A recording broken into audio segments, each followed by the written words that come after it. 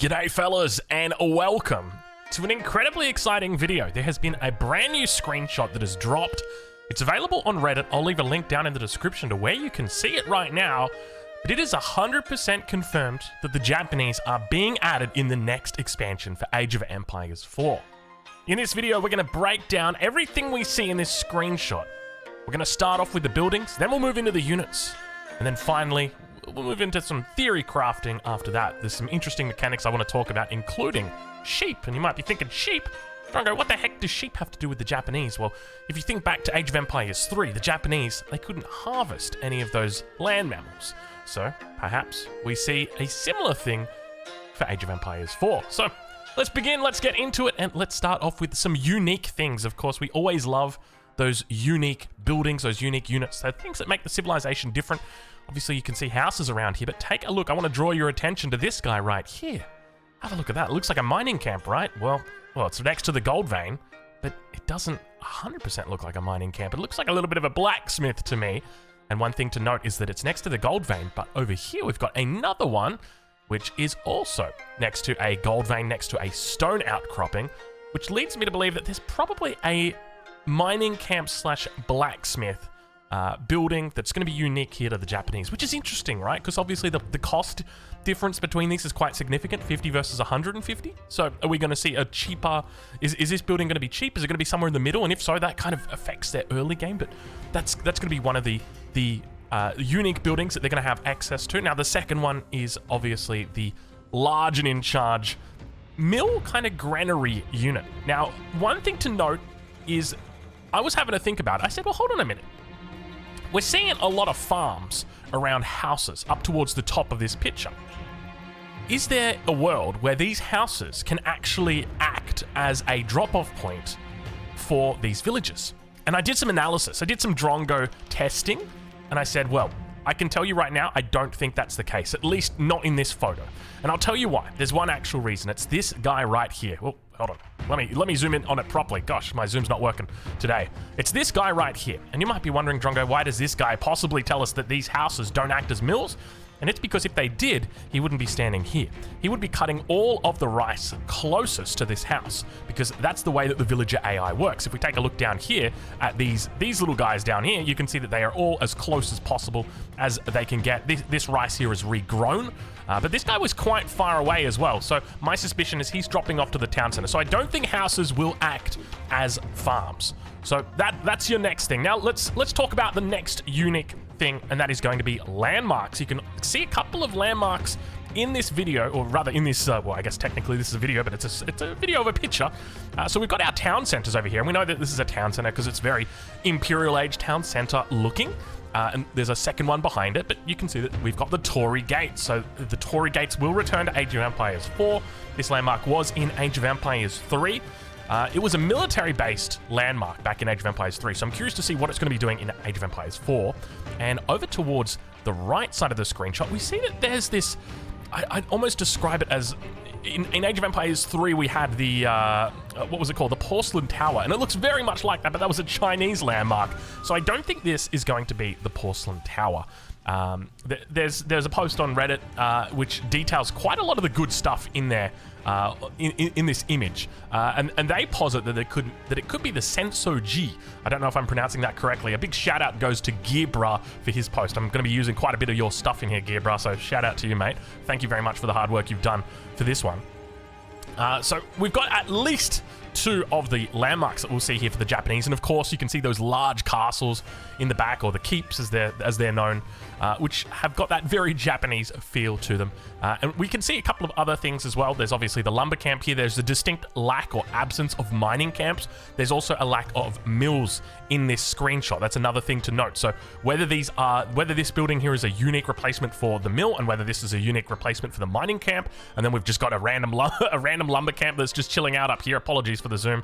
I brought it into pixel art because I thought, this will give me the best way to demonstrate this to you guys, but it's not really going that well so far. Up towards this top side, we've got what appears to be just a standard monastery, but I was looking at it and studying it a little bit, and I said, could this be a dojo? In Age of Empires 3, there were dojos which would train units slowly over time for free.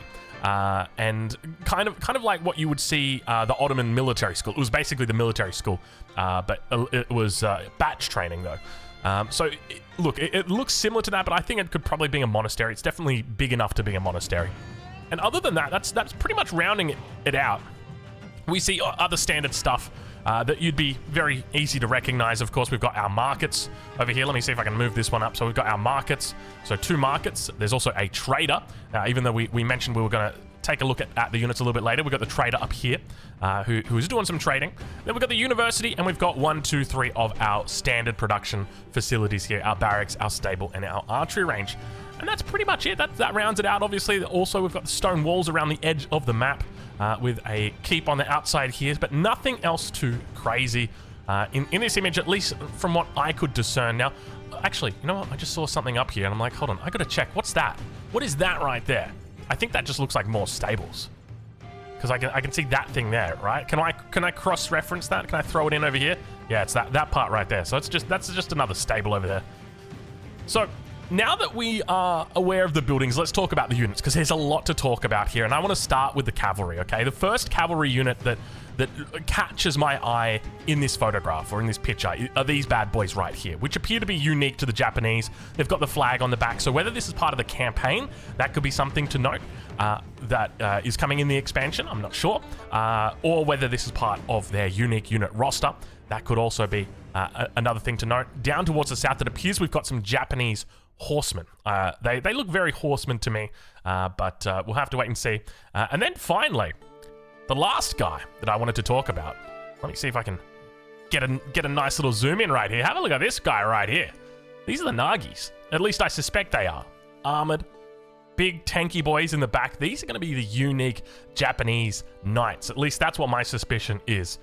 And boy, oh boy, I'm excited for it. But it's kind of crazy to think that there's 3 mounted units, at least that I could see. I think there's also technically this guy here, which is, it looks to be a scout, I would say. I mean, it could probably be a horse archer, but there's nothing there to indicate to me that this guy's an archer. I don't see a bow. I suspect that's just a scout. So technically 4 mounted units, but we've got 3 military units. Now let's talk about the ranged units. Have a look at this. So we've got our first unit up here. Oh gosh, I tell you what, I don't know why it's doing that. I'm zooming in over here, but it's zooming in on other spots. So we'll take a look on top of the stone wall, and you can see that we've got some archers up here. These just look to be standard archers. I think these are just Japanese skinned archers. They've got that different kind of bow on them. You can see the white string on the back, but they've got that black and white bow at the front underneath. So these guys just seem to be your standard archer. The next one, though, that I want to talk about is this guy over here. Have a look at this. If we get a good little zoom in on this guy also appears to be carrying a bow as well. But have a look what they're wearing. These guys are... this could be maybe your unique crossbow replacement. You know, we've got the Arbalétrier as a unique crossbow replacement for the French. Could it be the case that this is what comes through for the Japanese? I don't know enough about Japanese archers. I mean, I know about the Yumi archer. Obviously, the Yumi archers are a beast when it comes to Age of Empires 3, so perhaps that's the way that it goes. But it appears there's 2 different archers, whether, once again, this could just be for the campaign. Not 100% sure. Now, let's talk a little bit about the infantry. We've talked about the ranged units. We've talked about the cavalry, the buildings, all the good stuff. Let's talk about the infantry. You'll see that there are gentlemen carrying very large, I wouldn't say swords, maybe lances. These guys look like they've been jousting. Look at the size of that. Are these spearmen? Are these spearmen, and are they carrying 17-meter swords or spears or jousts? What is this? Now, a couple of the comments on Reddit were like, I'm not buying this. This looks terrible. They're reusing the assets. I'm like, I don't think Microsoft are the type of company, and having, you know, dealt with Microsoft for a couple years now, they only release a screenshot when they're Gucci. At least that's in my experience. So I suspect this is going to be like your final.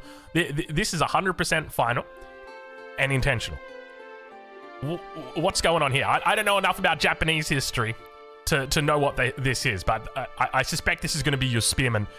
Maybe he's got a unique upgrade. Maybe that's what it is. Maybe it's maybe it changes. You know what? Is it like, it's got to be extra range? Definitely, these guys have got extra range. You're going to see it's like the Abbasid spearmen all over again.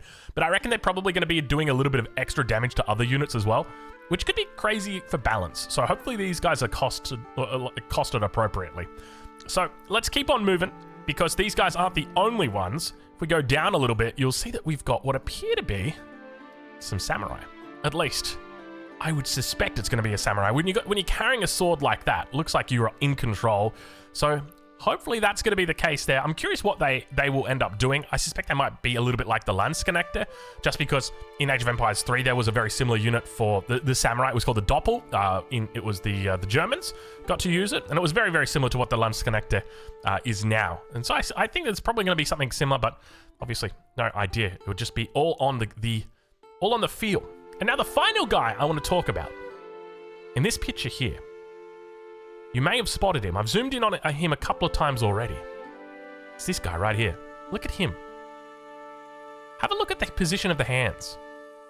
So we've got, over here, we've got what appear to be just, you know, he's got his hand on the sword. This guy here, he's got his hand on the sword and the other hand at the other side. This guy seems very intentional with the placement of his hands. Almost like he is sneaky, a spy. A ninja, if you will. Are ninjas now confirmed for the Japanese? Is that what we're seeing? Are we seeing confirmation of Japanese ninjas in Age of Empires 4? I suspect that we will. I suspect that we will. I just want to zoom in on every single cavalry unit up here. Look, we got another unit up here. I think this is the Nagi. It's got the gold helmet, gold back on it. Let me just cross-reference. Gold helmet, gold back. Yeah, that's got to be the Nagi. And then we've got this gentleman here. Hold on. You've got a bit of a white mane on you. Let's go down here. No, you're riding a different horse from this guy. Is it? Wait, how many horses are there? Look at this. Brown horse. Darker horse over here. And then we've got a gold horse. And now we've got... And he's not a scout because he's... How many... Is it a trader? Is that a trader? Hold on. Maybe that's a trader. We know that there's confirmation of a trader up here. Oh, it's too hard to tell. It could... Is there 4 mounted Japanese units? Not including the scout? Because were these guys carrying weapons? These guys... You would think you would be able to see their weapon. Oh my lord, how many units have these guys got? Okay. Anyway. Let's move on. Let's move forward. We can hypothesize and theorize all day, but let's get down to the good stuff. To me, it looks like the Japanese may not be able to eat sheep. They may not be able to eat deer. They may not be able to eat boar at all. There's a good chance they become a berry civilization, and I've got a sneaking suspicion. Let me turn down my music right here. I've got a sneaking suspicion, if that's the case, that you're probably going to see them quite reliant on farms. Now, in Age of Empires 4, they had access to a unique function in the game, which was this grove that gave them a whole bunch of food for free in the early game, safe underneath the town center. It became a little bit of a problem because it was very difficult to raid the Japanese. Now, I don't see that here. They were called cherry orchards. I don't see that here.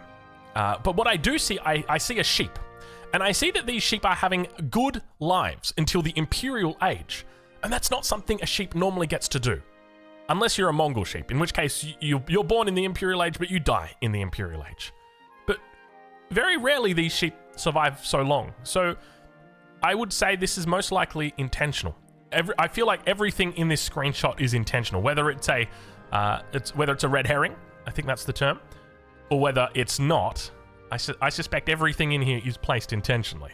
This isn't just, oh, John was having a good game. That's a cool looking base. Might throw that. Yeah, let's take a screenshot of that one. John, you got that screenshot from the game that you played last week with the 2 AIs? Yeah, chuck it in. No. This isn't John's game against 2 AIs, friends. This is not. Okay. But anyway, I suspect that you're probably going to see some sort of unique food mechanic here. Most likely, this unique building is going to be quite cheap. Cheaper farms could be something, or just faster gathering farms. I guess it's almost like you're blending a lot from the English there. So I don't know if I necessarily like that. I want something new, something that has not been seen before. But we'll have to wait and see. Obviously, we've got a lot of cool stuff coming. I'm incredibly excited to see what the future of Age of Empires holds, because I'm confident it's going to be a pretty good one. Anyway, we'll leave it there, and I'll thank you guys for watching. We'll catch you guys in the next one.